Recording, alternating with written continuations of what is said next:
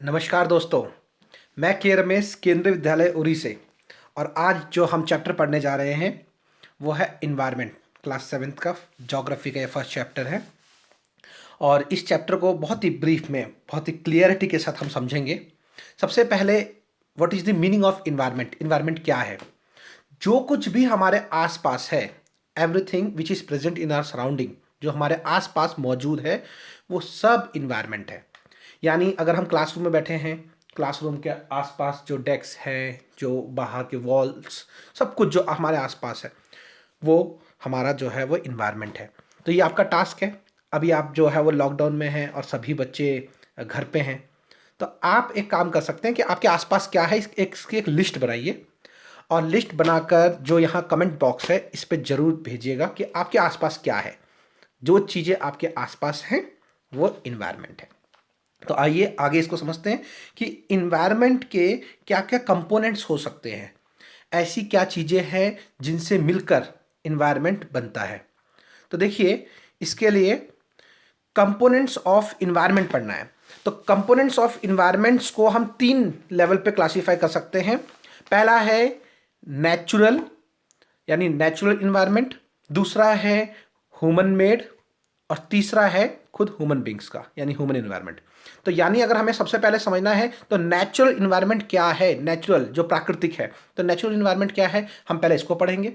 इसके बाद जो प्राकृतिक है उसके बाद आता है जो इंसान ने बनाया है वो इन्वायरमेंट जो हमारे आसपास है। जैसे हम लोग देखते हैं कि एक क्लासरूम में हमारे पास टेबल्स हैं, चेयर्स हैं, फैंस हैं, लाइट्स हैं। ये जो आसपास है, वॉल्स है, ये हमने बनाया है। ये नेचुरल अपने आप नहीं है, ये नेचुरल नहीं है, ये ह्यूमन मेड है। और लास्ट में हम पढ़ेंगे कि जो ह्यूमन इन्वायरमेंट है वो क्या होता है। देखिए, इसमें सबसे पहले आता है natural environment. Natural environment means जहां ह्यूमन इंटरफेरेंस नहीं है, यानी जो चीज नेचुरली नेचर द्वारा गिफ्टेड है, दैट इज नेचुरल इन्वायरमेंट। और नेचुरल इन्वायरमेंट को हम लोग 2 पार्ट्स में बांट सकते हैं। एक होता है बायोटिक और एक होता है एबायोटिक। अब बायोटिक मतलब जिसमें जान है, जो लिविंग है, ठीक है, जैसे प्लांट्स, एनिमल्स, ठीक है, ये सभी में क्या है, जान है। अब हम सब हैं तो हम भी नेचुरल है। लेकिन ये है कि आप ये कह सकते हैं कि नेचुरल में जो क्लासिफिकेशन है नेचुरल इन्वायरमेंट का वो बायोटिक, एबायोटिक। अब बायोटिक मतलब वो सभी चीज़ें जिसमें जान है, दैट इज बायोटिक, यानी लिविंग ऑर्गेनिजम्स पूरे आ जाएंगे, ठीक है, जितने भी एनिमल्स वगैरह हैं, प्लांट्स हैं, सब इसमें। दूसरा है एबायोटिक। एबायोटिक मतलब देखिए, ए जब आगे लग जा रहा है ना तो वो बायोटिक नहीं रह जाएगा। मतलब लिविंग के आगे जैसे नॉन लग जाता है तो नॉन लिविंग हो जाता है, वैसे ही बायोटिक जिसमें जान है। एबायोटिक लगते ही जिसमें जान नहीं है, कहने का मतलब जिसमें जो लिविंग नहीं है। अब इसमें क्या आ जाएगा, इसमें एयर आ जाएगा, ठीक है, आप कह सकते हैं लैंड आ सकता है, वाटर आ सकता है ना। तो लैंड हमने तो नहीं बनाया है, ये नेचुरल है, ठीक है, नेचुरल रिसोर्स है। तो आपको ये समझना है कि नेचुरल इन्वायरमेंट जो है वो 2 पार्ट्स में बढ़ सकता है, बायोटिक, एबायोटिक। अब ये नेचुरल इन्वायरमेंट कहाँ से आया? कंपोनेंट्स ऑफ इन्वायरमेंट हम पढ़ रहे हैं, उसमें हमने सबसे पहला पढ़ा नेचुरल इन्वायरमेंट, जिसको हम फर्दर क्लासीफाई कर रहे हैं बायोटिक, एबायोटिक। नेक्स्ट देखिए, ह्यूमन मेड इन्वायरमेंट, जो इंसान ने बनाया है। ये बहुत ईजी है। आप देखिए, आप घर से बाहर अगर आप देखेंगे तो आपके पार्क नज़र आएगा, आप बिल्डिंग्स देख सकते हैं। आपके पास कई बार जैसे अभी कोई रिवर है, रिवर के ऊपर ब्रिज बने हुए हैं, ये हैं। इसके अलावा भी आप अलमारी है, फ़ैन है, टेबल्स हैं, ये सब इंसान ने बनाए हैं। तो ये सारी चीज़ें जो हमारे आसपास जो इंसान ने बनाया है, that is human made environment. तो 2 क्लासिफिकेशन हमने पढ़ लिए इन्वायरमेंट के, ठीक है। इन्वायरमेंट के कंपोनेंट्स में पहला हमने पढ़ा नेचुरल इन्वायरमेंट और सेकंड पढ़ा ह्यूमन मेड इन्वायरमेंट, जो इंसान ने बनाया है, ठीक है।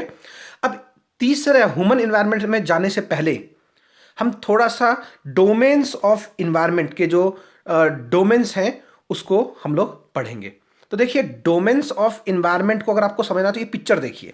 इस पिक्चर में आपको एक जगह जमीन नजर आ रही है, लैंड, दैट इज लिथोस्फेयर, ठीक है। एक जगह आपको पानी नजर आ रहा है, दैट इज हाइड्रोस्फेयर। एक जगह आपको ऊपर एटमॉस्फेयर नजर आ रहा है, हवा वगैरह, दैट इज एयर वगैरह, तो दैट इज एटमॉस्फेयर। और जहां तीनों चीजें मिलती हैं वो जोन बायोस्फेयर है। तो इसको डिटेल में समझेंगे आगे। देखिए, सबसे पहले लिथोस्फेयर। लिथोस्फेयर क्या है? सॉलिड क्रस्ट और the hard top layer of the earth. Earth का जो सबसे टॉप मोस्ट लेयर है, ठीक है, हम सब जानते हैं जो हमारी ज़मीन है जिस पे हम लोग खेती करते हैं, जिसके ऊपर बिल्डिंग बनाते हैं, सब काम ज़मीन पर होते हैं ना। तो ये ज़मीन है दैट इज लिथोस्फेयर, ज़मीन। अब हमारे लिए ज़मीन बहुत इंपॉर्टेंट है ना। तो और ये इनडायरेक्टली क्या कह सकते हो, जो लिथोस्फेयर है ये किसके अंदर आता है, ये आता है, ये एक तरीके से नेचुरल है ना, नेचुरल इन्वायरमेंट में आता है। तो लिथोस्फेयर, तो आप ये कह सकते हैं कि जमीन को लिथोस्फेयर बोलेंगे, जिसके ऊपर जमीन पर, ठीक है, इंसान अलग अलग चीजें बनाते हैं, यानी ह्यूमन मेड इन्वायरमेंट जो है वो जमीन पे बनता है।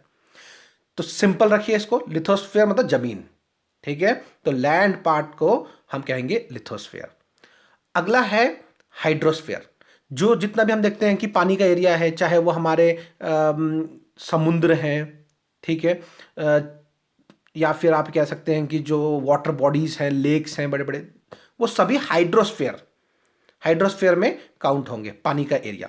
उसके बाद एटमॉस्फेयर, हम देख सकते हैं कि हमारे ऊपर का जितना भी एरिया है, thin layer of air that surrounds the earth, हमारे अर्थ के ऊपर जो ब्लैंकेट ऑफ एयर है दैट इज एटमॉस्फेयर।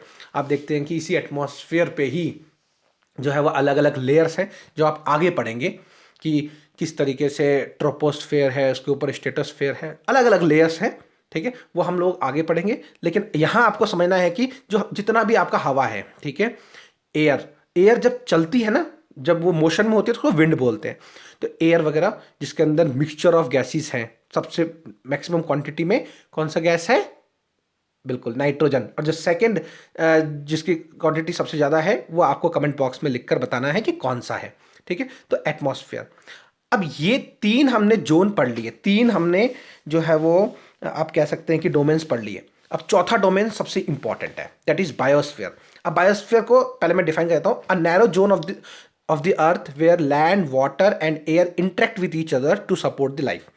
देखो बच्चों, अब मुझे एक बात बताइए कि अगर आपके पास एटमॉस्फेयर, हवा नहीं है तो आप क्या रह सकते हो, अगर आपके पास पानी नहीं है तो आप क्या रह सकते हो, अगर आपके पास जमीन नहीं है तो आप रह सकते हो।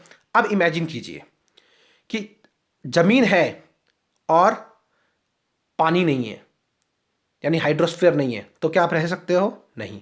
पानी है लेकिन हवा नहीं है, तो क्या आप रह सकते हो, एटमॉस्फेयर नहीं है, नहीं।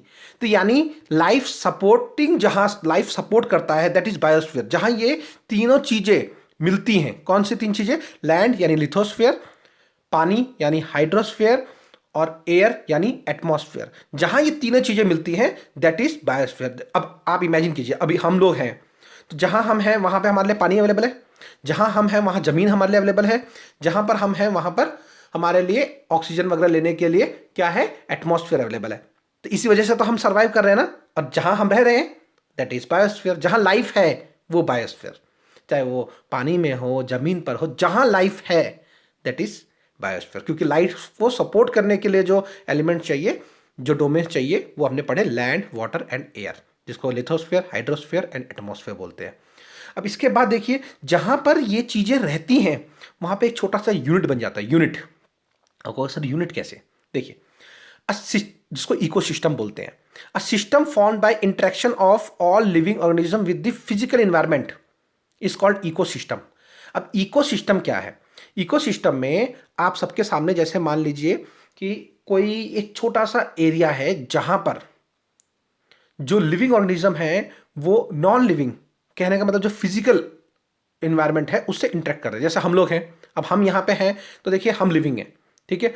अब हम लोग सांस लेने के लिए किसके ऊपर डिपेंडेंट है, एटमॉस्फेयर के ऊपर। तो डिपेंडेंसी है ना, इंटरेक्शन है। तो जहां पे भी ये इंटरेक्शन है उस जगह को, उस पर्टिकुलर एरिया को इकोसिस्टम बोला जाता है। जैसे एग्जांपल आप ये देखिए, इस पिक्चर में आपके पास एक तालाब है, पॉन्ड है। इस पॉन्ड में ये जो प्लांट्स हैं वो कहीं ना कहीं इस पानी के ऊपर डिपेंडेंट है, एटमॉस्फेयर पे डिपेंडेंट है। ये जानवर है, ये पानी के ऊपर है, ठीक है, एक जानवर दूसरे जानवर के ऊपर डिपेंडेंट है। आप देख सकते हैं कि किस तरीके से इस पूरे एरिया में, इस पॉन्ड को इमेजिन कीजिए, इस पॉन्ड के अंदर हर चीज़ एक दूसरे के ऊपर इंडिपेंडेंट है। कुछ उसमें लिविंग है, कुछ नॉन लिविंग है, कुछ फिजिकल इन्वायरमेंट के अंडर आते हैं, ठीक है, और कुछ जो है वो आप दे सकते हैं कि इंटरेक्शन हो रहा है, मतलब लिविंग और नॉन लिविंग चीज़ों के बीच में क्या हो रहा है, इंटरेक्शन हो रहा है। अब यहाँ से हम पानी हटा दें, नॉन लिविंग, ठीक है, और या फिर जिसको आप एबायोटिक कह सकते हैं, ठीक ठीक है, पानी हटा दें तो क्या ये इकोसिस्टम पूरा होगा? नहीं होगा, है ना। इसी तरीके से यहाँ से अगर हम प्लांट्स हटा दें तो क्या पूरा होगा? नहीं होगा। एटमॉस्फेयर, हवा वगैरह हटा दे तो क्या ये पूरा हो पाएगा? रह पाएंगे यहाँ कोई? नहीं रह पाएंगे। तो इकोसिस्टम एक छोटा सा यूनिट है जो कि किसी एक पर्टिकुलर एरिया पर, ठीक है, लिविंग ऑर्गेनिज्म का अपने इन्वायरमेंट के साथ, ठीक है, फिजिकल इन्वायरमेंट के साथ इंटरेक्शन, उसके साथ एडजस्टमेंट होता है, ठीक है। तो ये हमने पढ़ा कि किस तरीके से इकोसिस्टम जो है वो बनता है। ये बायोस्फीयर से जुड़ा हुआ है, जहाँ बायोस्फीयर होगा वहाँ छोटे छोटे इकोसिस्टम होंगे, ठीक है। इसके बाद देखिए ह्यूमन इन्वायरमेंट हमारा ये लास्ट टॉपिक है। आपने देखा कि सबसे पहले इन्वायरमेंट के हमने कंपोनेंट्स पढ़े। इन्वायरमेंट के कंपोनेंट्स के अंदर हमने नेचुरल इन्वायरमेंट पढ़ लिया, जिसके अंदर हमने बायोटिक, एबायोटिक पढ़ा। इसके बाद हमने ह्यूमन मेड पढ़ा, जिसके अंदर हमने अलग अलग चीज़ें पढ़ी हुई, ठीक है, पार्क्स हो गए, बिल्डिंग्स हो गए, ये सब। इसी दौरान हमने डोमेन्स ऑफ द अर्थ, जहाँ लाइफ जो है वो हमारे सपोर्ट करने के लिए क्या क्या चीज़ें चाहिए, तो पहले 3 डोमेन्स पढ़े, ठीक है, लिथोस्फीयर, हाइड्रोस्फीयर और एटमॉस्फेयर। और उसके बाद लास्ट में हमने पढ़ा बायोस्फीयर। और बायोस्फीयर किसी एक पर्टिकुलर छोटे से जगह पर जो है वो इकोसिस्टम कहलाता है, उस जगह पर, वो भी हमने पढ़ लिया। अब हमने पढ़ना है ह्यूमन इन्वायरमेंट। अब ह्यूमन इन्वायरमेंट क्या है? Human beings interact with the environment and modify it according to their need. अब हम लोग, अब इंसान को एक अलग से कैटेगरी में रखा गया, क्यों? क्योंकि इंसान जो है वो सबसे मॉडिफाइड, सबसे इंटेलेक्चुअल एनिमल है, तो उसकी अपनी एक अलग से एग्जिस्टेंस, उसकी अपनी अलग से अहमियत है, होती है ना। जो सबसे इंपॉर्टेंट होता है उसकी एक अलग से अहमियत होती है। तो ह्यूमन इन्वायरमेंट, तो ह्यूमन इन्वायरमेंट क्या है कि इंसान अपनी जरूरतों के लिए नेचर के साथ एडजस्ट करता है, और ना केवल वो एडजस्ट करता है बल्कि उसको अपने हिसाब से मॉडिफाई भी कर देता है। जैसे आप देख सकते हैं कि अभी ज़मीन है, अब ज़मीन पे कहीं पानी है, कहीं पर बिल्डिंग है, कहीं पर एग्रीकल्चर एरिया है। अब हमें लगता है कि नहीं, हमें एग्रीकल्चर एरिया कम चाहिए, हमें बिल्डिंग ज़्यादा चाहिए, तो हम बढ़ा दे रहे हैं। कल को हमें लग रहा है बिल्डिंग कम नहीं चाहिए, हमें एग्रीकल्चर लैंड एरिया ज़्यादा चाहिए, तो हम उसको अपने हिसाब से कर रहे हैं, रोड बना रहे हैं, पार्क बना रहे हैं। तो हम इन्वायरमेंट को क्या कर रहे हैं? अपने हिसाब से मॉडिफाई कर रहे हैं।